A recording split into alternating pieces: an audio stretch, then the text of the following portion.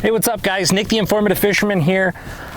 Today I'm out here chasing stripers on a Northern California lake, and I'll tell you what lake, but I want to divulge into something. A lot of people think striped bass behave the same no matter where you go in the country, which is not the case. So this is going to be primarily West Coast striped bass for the lakes. Now, the reason why I say that is everybody knows I live on the Delta, okay? And tidal stripers behave much differently than, lake stripers. So I'm out here on New Hogan, and what I really want to do is I want to paint a picture for you guys on behavioral differences. Everybody's asking, Nick, what are the best striper lures? And that really depends on the size of stripers you're targeting. Are they stripers that are chasing shad? Are they stripers that are chasing trout? Are they stripers that are chasing golden shiners? So there's a very unique dynamic. Some lakes do not have threadfin shad. Some of them don't have golden shiners. Some of them don't have trout. For example, Hogan here doesn't have trout. It has stripers, bass, crappie, panfish, okay? But it's got a lot of threadfin shad. So people like to come to Hogan to target the boils. You'll see the stripers boiling on bait, but Hogan's really unique in the sense that they're not overly fond of topwater here. There's so much bait that you have to stand out and be different. So a lot of people see me throwing, glide baits here. And in the overcast day, you're gonna see a lot of B-roll footage here when I was out from the GoPro. Overcast day, I was catching them real good on the bone. Early in the morning, evening, good on bone.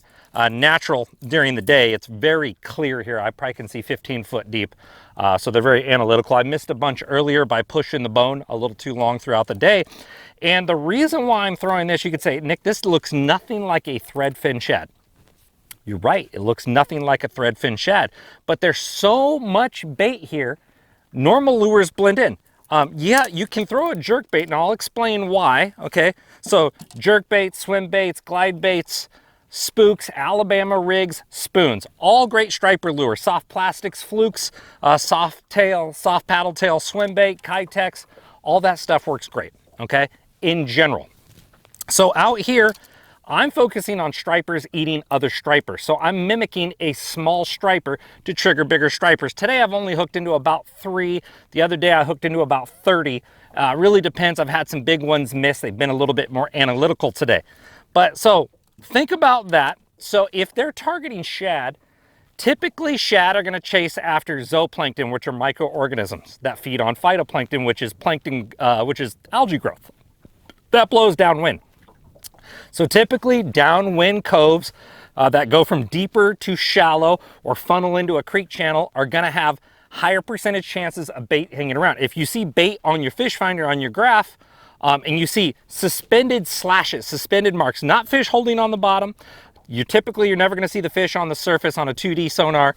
Just a typical fish finder. You're looking down. If you see them pinned to the bottom, chances are they're not going to boil on bait right there. So you probably have to use a jigging spoon off the bottom, like a laser minnow or something, or a deep diving jerk bait to get down there, or a heavy weighted soft plastic swim bait to get down there and fish them. If you see a suspended like streak lines, but you don't see any fish hitting the surface, they're typically corralling that bait fish at that time, and they're usually going to blow up on the bait if there's enough bait. You see those clouds on your fish finder, okay? Those are shad fishing systems. If you're in a lake where there's just not a lot of shad, but they target trout, you're going to want to look into trout behavior, low light feeding, where the bugs might be subtle. You want to look for signs of trout, and those stripers will set up and eat those. And that would be a completely different list of bait. Typically for trout lakes, low light hours tend to be best. Lakes where there's a lot of shad, if there's kind of windy, intermittent clouds can be good all day. This is a good all day lake, depending. But those trout lakes, that's where big topwaters, punkers, big walking baits that mimic trout, bigger glide baits, bigger paddle tail swim baits like those Savage Gear pulse tail can work great on those lakes. And then for example, golden shiner lakes. Golden shiner lakes tend to be a little bit dingier. Those fish are gold, but they look the same size as glide baits, so glide baits work well. So glide baits work well, Alabama rigs still work well on those lakes, and as well as topwater. Typically, golden shiner systems tend to be a little bit more stained, not all. So when you ask me a lure, hey, what's the best striper lures to throw? It just really depends on where you go, guys. So keep it in mind, everything's a little bit different. Shad Lakes, you're gonna be looking downwind, you're gonna be looking for bait balls and streaks in the middle of the water column, not on the bottom. They're probably gonna come up to the surface there. If you can't find any of that stuff, get up shallow on a main lake point, fire your baits out and reel it into the point. Stripers love seeing baits that are swimming into a cutoff. You're up shallow, you throw out deep, and it's coming into a tight point. They love pinch points, surface, bottom, against a wall, going from deep to shallow. They love pinch points. So remember that if you can't find any of those signs, dirty water, golden shiners, topwater is going to work well. A lot of the clean lakes that have shad and no trout, for some reason, in Northern California, for my experience, they don't hit topwater as good as a lot of other baits, like a jerkbait or something. Now, for example, too, on those main lake points or just out the edge of those flats, you see those suspended fish, all right? They're not up near the surface. They're not against the bottom. That is probably the best time for a jerkbait or an Alabama rig that sticks in your elbow. A-rigs and jerkbaits are great when you see those fish in the middle of the water column. You see clouds of bait, but you don't see them busting. You've tried the main lake points. You've tried jigging off the bottom. Jerkbaits, have a shallow one and have a deeper one. This is probably a KVD one. Have like a Stacy that goes a little bit deeper, and get down there to try to change it up and score reactions out of those fish. If you see fish actively busting stripers that don't look big, try to mimic small stripers, especially on a lake that doesn't have big baits. A lot of the time, they're gonna target either small bass or they're gonna target small stripers. Stripers are cannibals. I do it on the Delta all the time. I see small striper schools, I throw a glide bait and I end up catching a big one. Hopefully these tips helped you out, guys. Enjoy the rest of this B-roll throughout the film. We had a fun day the other day, and I'm gonna still try to catch some more this evening. Thanks for watching.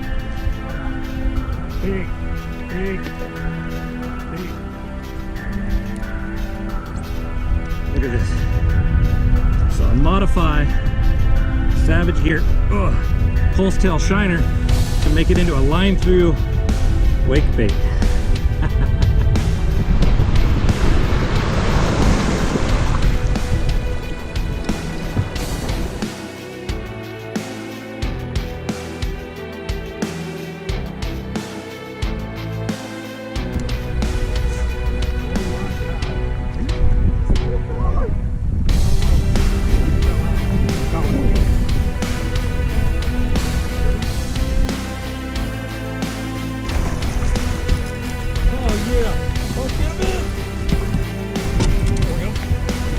You're on? Yep, we'll go.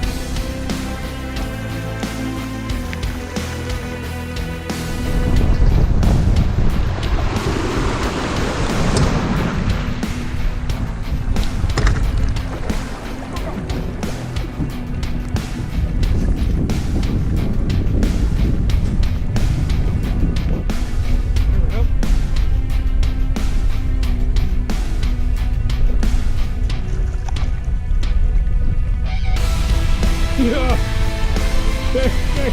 Nice.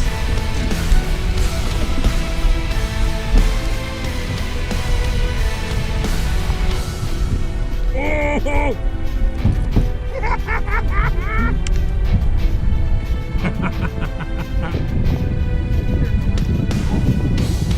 Oh, God. Hold my head. Hold my head.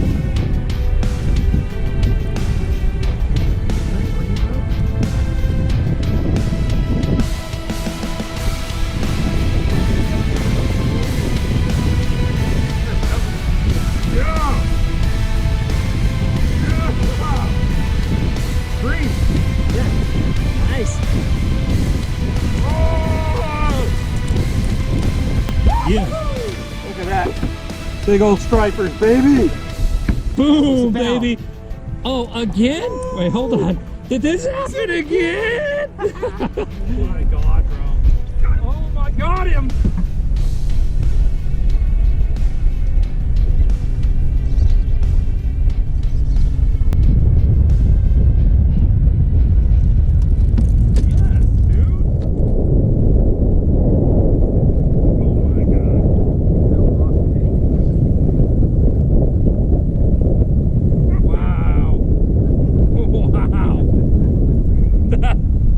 right at the trolley motor. Yeah, she ain't far from done yet. She's far from done. If I crouch down.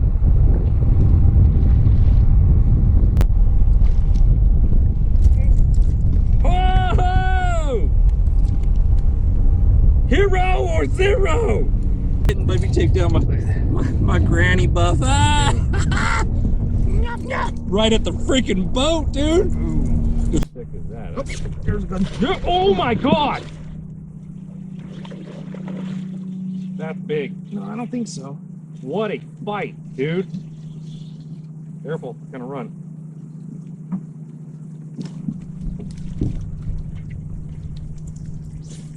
Dude, that thing was bailing out of the flat. You still don't think it's big? It's decent. That thing like got in its car and bounced, dude.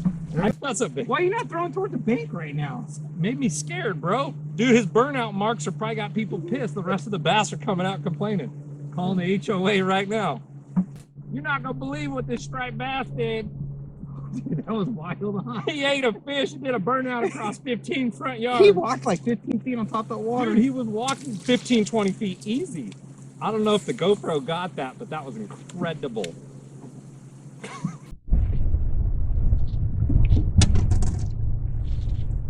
Dang.